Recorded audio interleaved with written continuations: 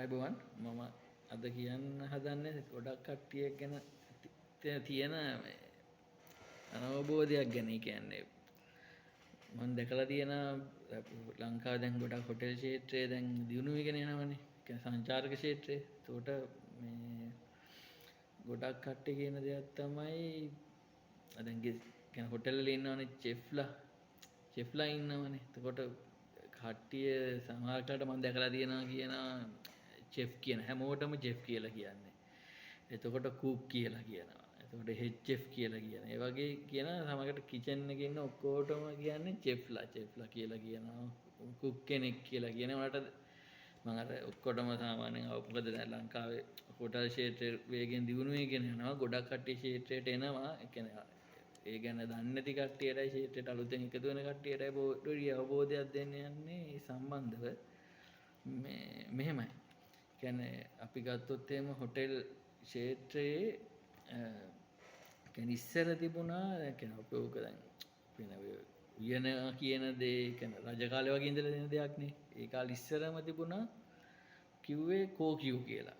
රජමාලිගාවේ කෝකියෝ එහෙම තමයි කිව්වේ. ඊට පස්සේ කුක් කියලා දෙයක් ආවා සාමාන්‍ය මෑත කාලයක් යනකම් කුක් කියලා තමයි ආවේ. ඊට පස්සේ අපි ගමුකෝ හොටෙල් එකේ ඉන්න හොටෙල් එක හරි යම් කිසි රෙස්ටුරන්ට් එකක ඉන්න ලොකු එක්කෙනා ඉන්නවනේ. කියන්නේ මූලිකයා ප්‍රධානිකයාට කියන්නේ සිංහලෙන් නම් කියන ප්‍රධාන ආරක්කැමියා කියලා.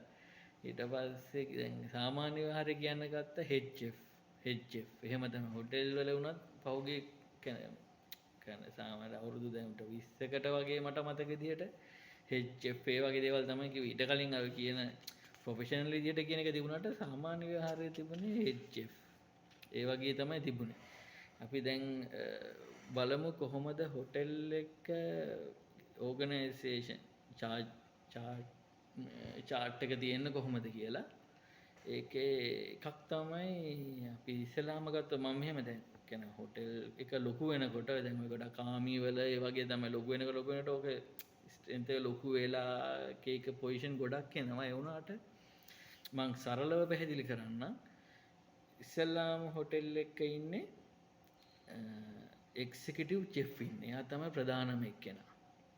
එයාට තමයි අපි චෙෆ් කියන්නේ. ඊට පස්සේ ඉන්නවා සූ චෙෆ් කියලා එක්කෙනෙක් ඉන්නවා. ඊට පස්සේ ඉන්නවා ෂෙෆ් දි පාටි කියලා ඉන්නවා. ඊට පස්සේ ෂෙෆ් දි පාටිට පස්සේ ඉන්නවා ෂෙෆ් දි පාටිට පස්සේ ඩෙමි ෂෙෆ් දි පාටි කියලා ඉන්න. يعني ෂෙෆ් දි පාටිට පස්සේ ඉන්න එකනා. ඊට පස්සේ තියෙන්නේ කොමිස් 1 කියලා. ඊට පස්සේ එයාටත් පල්ලෙහෙන් ඉන්න කොමිස් 2 කියන එක. එතකොට අන්තිමට මේ කියන්නේ චෙෆ් කැටගරි කියන්නේ කුක්ලාගේ කැටගරි එකේ ඉන්නේ කොමිස් 3 කියන එක. ඊට පස්සේ හොටෙල් වල ඉන්නවා කියන්නේ අපි කියමු දැන් අපි ෂේට්‍රේට අලුතෙන් යන කෙනෙක් හරි ට්‍රේනින් වෙන කෙනෙක් හරි ගොඩාක් වෙලාට හොටෙල් වල ගන්නේ කිචන් හෙල්පර් එක්ක කිචන් ස්ටුවර්ඩ් කියලා. ගොඩාක් වෙලාට කිචන් හෙල්පර් කියලා ගන්නවා. ඊට පස්සේ ඔය දැන් අපි කියමු හොටෙල් එක ලොකු වෙන තරමට එතකොට අපි කියමුකෝ කියන්නේ ගොඩාක් කාමර ගොඩක් 100ක් 200ක් තියෙන ඒ වගේ දණක් කියලා. ඒ වගේ වෙනකොට ඔය එක්සිකියුටිව් චෙෆ්ට පස්සේ එනවනේ සූ චෙෆ් කියලා එනවනේ. සූ චෙෆ්ට පස්සේ ඒක බිදිලා යනවා සමහරක් වෙලාවට පේස්ට්‍රි චෙෆ් කියලා. පේස්ට්‍රි කියලා වෙනම ඔය ඩෙසර්ට් ආති බේකරි අයිටම් හදන්නේ. ඒකට පේස්ට්‍රි ඇන් බේකරි චෙෆ් කෙනෙක් කියලා වෙනම කැඩලා යනවා. ඊට පස්සේ ඒකෙත් අර වගේ ඊට පස්සේ යටින් කොමිස් 1 2 3 ඩෙමි එහෙම කැඩලා යනවා. ඊට පස්සේ තියෙන කෝල් කිචන් කියලා සැලඩ් ජාති හදන්නේ. එහෙම එතන කැඩලා යනවා. ඒකත් අතරින් වෙන් වෙන්නේ අර සූ චෙෆ්ට පල්ලෙහෙන් හරි සමහරකට ඒ පොසිෂන් එකෙන් තමයි වෙනස් වෙන්නේ. ඒක ඉතින් ආයතනයේ හැටියට ඒක වෙනස් කරගන්න ඕන 100% හරියටම නිකන් අර ආමිකේ පොලිසිය වගේ යනගේ නිලතල යන්නේ නැහැ. කොහොමත් අනිවාර්ය එක්සිකියුටිව් චෙෆ් කෙනෙක් ඉන්නවා. ඊට යටතේ තමයි ඔය ටික කියන්නේ. ඒකට අර වෙන ඩිපාර්ට්මන්ට් කිචන් එක ඇතුලේ කරන්නේ එහෙම ඉතින් වෙනස් වෙනවා.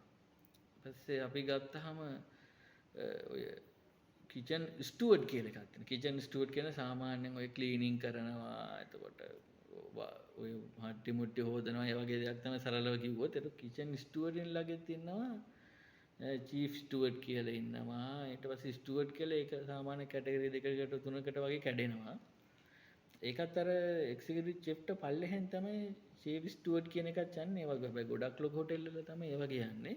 ඊට අමතරව දින ගොඩක් ඔය චේන් හොටෙල් වල එක්සිකියුටිව් චෙෆ්ට උඩින් එන රූෆ් චෙෆ් කියලා එක්කෙනෙක්. එයාත් එක්සිකියුටිව් චෙෆ් කෙනෙක් තමයි රූෆ් චෙෆ් කියලා ඉන්නවා. ඊට පස්සේ ඊටත් උඩින් ඉන්න සමහරක් තැන්වල FMB ඩිරෙක්ටර් කියලා වැටෙනවා.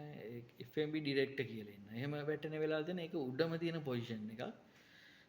ඒක ගොඩක් ලොකු චේන් හොටෙල් වල වගේ තමයි. සරලව ගත්තොත් අර විදිහට තමයි තියෙන්නේ. එක්සිකියුටිව් චෙෆ්, එක්සිකියුටිව් සූ චෙෆ්, එතකොට චෙෆ් ඩිපාර්ටි, දෙමි චෙෆ් ඩිපාර්ටි, කොමිස් 1, කොමිස් 2, කොමිස් 3,